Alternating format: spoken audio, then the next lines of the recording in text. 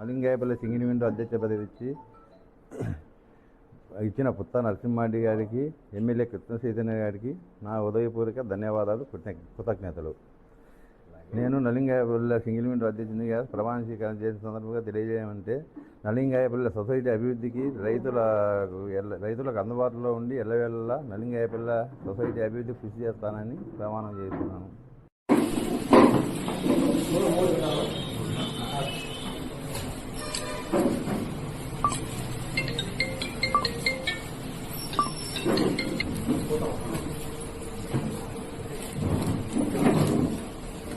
కూర్చో news sir గమనించాలి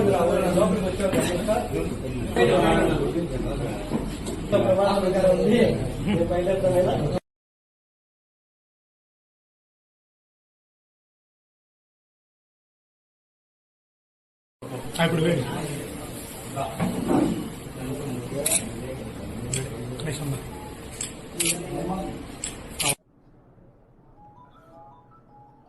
లోపల